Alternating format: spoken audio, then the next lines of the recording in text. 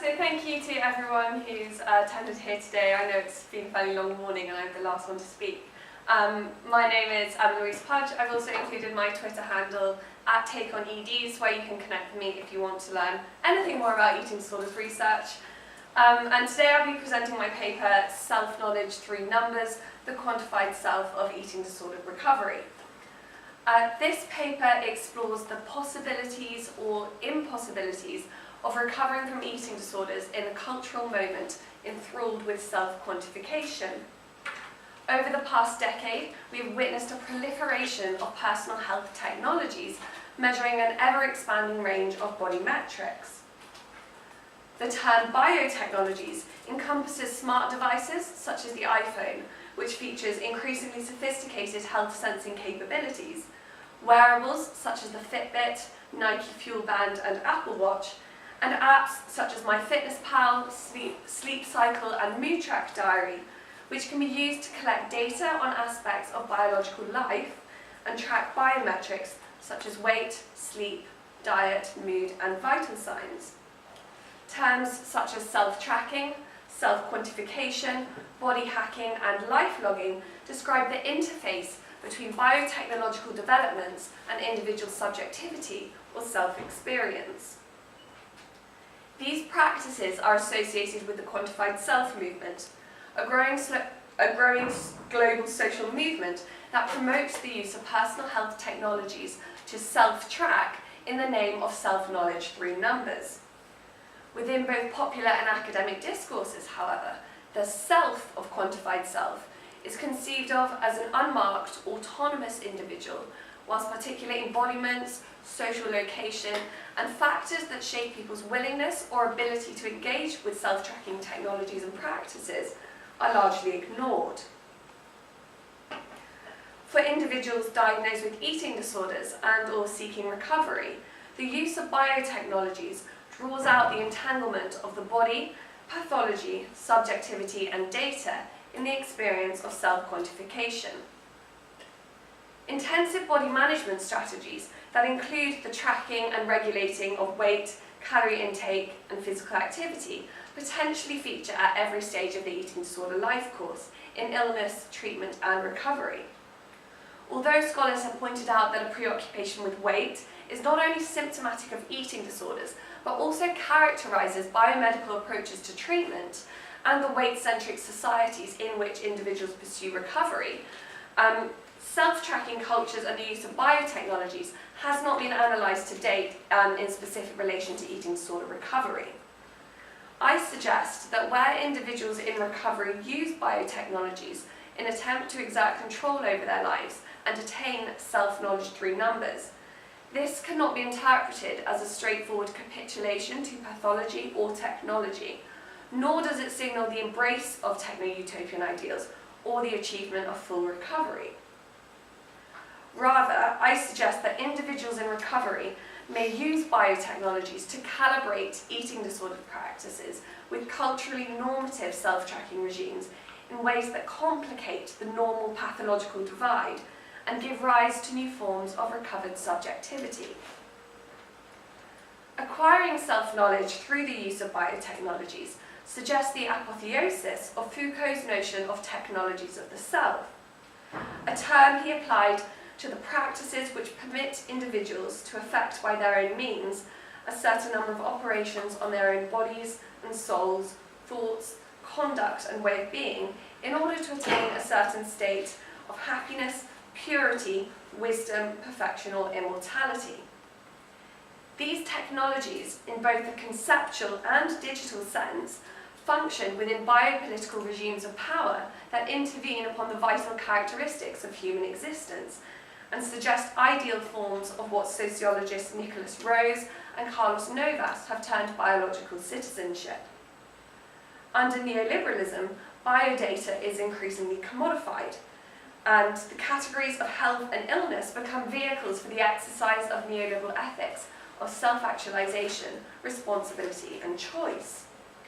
The quantified self is fabricated within this biopolitical field as the ideal neoliberal biocitizen, embracing modes of self-governance and personal responsibility for health, by independently monitoring, regulating and optimizing biometric data generated using these technologies.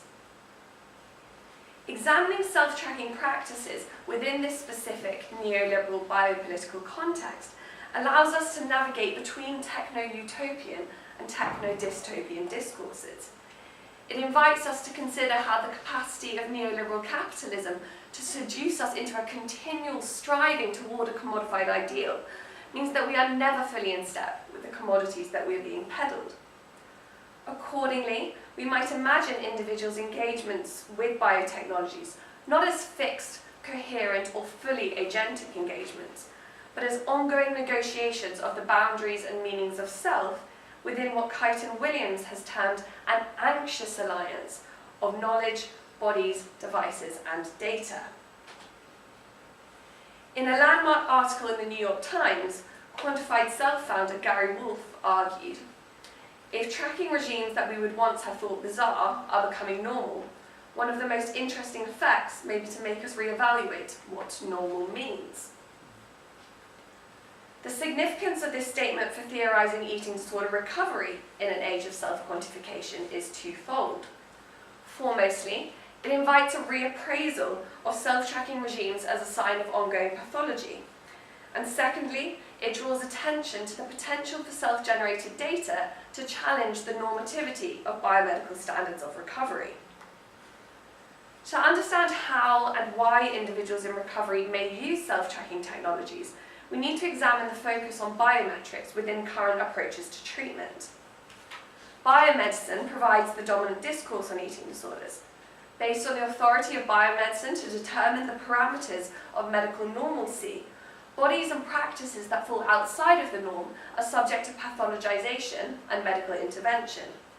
At the same time, individuals' ability to obtain diagnosis and access treatment is contingent upon satisfying objective diagnostic criteria of medical abnormality. Medical stabilization, nutritional rehabilitation, and weight restoration are the three main objectives of intensive, i.e. inpatient treatment. These articulate precisely biomedicine's concern for the regulation and normalization of the eating disordered body. Most treatment programs set a target weight calculated according to population norms for weight for height, and titrate calorie intake with weekly weight gain in order to regulate and optimize the rate of gain. As in quantified self projects, a statistical norm, the target weight, provides a starting point from which an individual can be assessed, and the creation of individual data sets via regular weigh-ins informs a personalised course of treatment to restore the patient to a normative weight range. Assessing this protocol in terms of biopower allows us to see these treatment moves as practices of governmentality applied to the individual. In line with biomedical literature that reports wide variations in calorie intake required and the metabolic rates of patients undergoing weight restoration, this approach to treatment produces patients as unique iterations of the normative subject of biomedicine. A key difference, however, between the tracking regimes imposed in eating disorders treatment and the self-tracking regimes undertaken by members of the general population is the relationship of the individual to the norm. Todd Woodland argues that in quantified self projects, the relationship between abnormal and normal is changed so that normal does not become a teleological ideal, but a suggested entryway into exploring an individual's subjectivity. This stands in contrast to eating disorders treatment, which is personalised only insofar as to bring the individual back in line with population norms for weight and nutritional status. Despite promises made by treatment professionals that psychological symptoms will resolve with weight restoration and adequate nutrition, many individuals continue to experience psychological distress surrounding eating and weight, even as they comply with clinical recommendations post-treatment. Moreover, there is a conflict between discourses, or what Andrea Lamar, Carla Rice and Merrill Bear have termed biopedagogies of eating disorder recovery, and the prescriptions for healthy eating and weight management offered to the general population. whilst biopedagogies of recovery provide instructions to increase calorie intake whilst decreasing calorie expenditure, wider societal prescriptions for health can be summarised as eat less, move more. Under a neoliberal optic on health, we are all expected to optimise our health. Weight is a persuasive measure of health, and weight and food intake are considered to be within volitional control, notwithstanding significant tensions between the neoliberal ideal of the self-disciplined, self-regulating citizen and the forms of mass consumption that market-based food systems promote. Individuals seeking to leave behind an eating disorder may therefore find themselves caught between the lingering compulsions of an eating disorder, the countercultural instructions of recovery biopedagogies, the pressures of neoliberal food systems to consume, and the seductions of wider public health discourses promoting weight control strategies as part of obesity prevention efforts, each claiming to result in a state of health and well-being that for many remains elusive.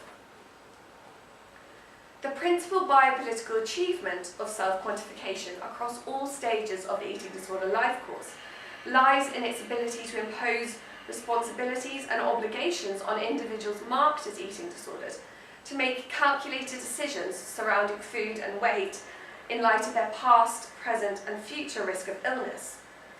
For individuals recovering from eating disorders, participating in self-tracking cultures is a means of participating in unfolding ways of knowing, doing and being with biometrics in what Microsoft researcher Alex Taylor describes as the technologically mediated out there. Being part of a digitally interconnected world provides opportunities for agentic technological interactions within a network of knowledge, bodies, selves, devices and data. Although the site is a self of biopolitical governance, self-trackers also engage cultural resources critically as a means of soft resistance and as a way of rendering the present moment more bearable. To borrow from Gilles Deleuze, speaking of Foucault, self-tracking, understood as a technology of the self, allows individuals in recovery to fold the line and establish an endurable zone in which to install ourselves, confront things, take hold, breathe, in short, think, to live with what would otherwise be unendurable. So what does this mean for future research on eating disorder recovery? The process of recovery is located within a matrix of cultural discourses and practices. Attempts to theorise recovery must therefore involve a concurrent analysis of the specific social, cultural, political and technological circumstances in which individuals seek and or attain recovery. Theorising around contemporary use of biotechnologies allows us to depathologise self-tracking practices and reposition the agency of individuals who continue to collect and regulate biometric data on themselves long after the acute phases of illness and treatment. Biometrics may continue to feature centrally in the lives and self-understandings of individuals in recovery because the entwinement of technologies, bodies and selves within self-tracking cultures has given rise to new forms of biological citizenship and biometric self-identification. Quantified self is one dimension of a larger transformation of selfhood under neoliberalism. This transformation involves practices of choice, enterprise, self-actualization, responsibility and prudence in relation to increasingly commodified forms of health biodata.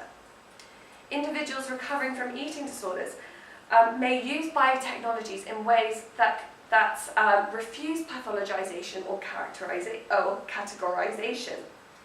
These engagements challenge us to reconsider what it means to recover from an eating disorder in a biotechnological age. With the intensive growth of personal health technologies and the rise of metric subcultures such as the quantified self movement, it is important that theories of eating disorder recovery advance alongside advances in biotechnology and remain sensitive to the strictures of neoliberal biopolitics. Thank you.